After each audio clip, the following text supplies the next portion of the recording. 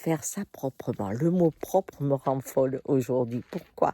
Parce qu'il semble montrer une évolution, une éducation. Quand on dit qu'on se sépare proprement, c'est qu'on ne crie pas, on n'est pas en train de se taper dessus, on n'a pas des expressions violentes, on arrive à être courtois et à se quitter encore.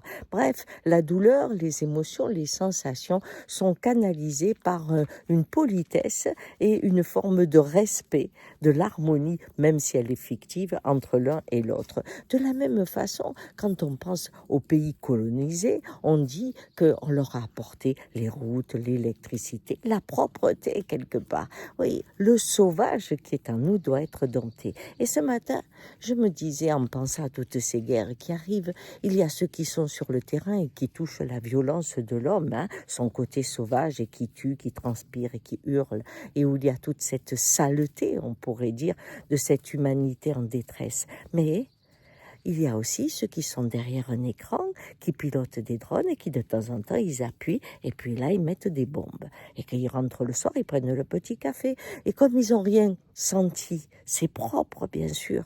Et c'est là où je me suis dit que d'être propre, c'est être détaché. D'être détaché, c'est la plus grande des violences. Et cette immense violence qui nous coupe de notre humanité, de notre sauvage, peut nous amener là où on n'a même pas imaginé. Allez, n'ayez pas peur du sauvage en vous. Ciao.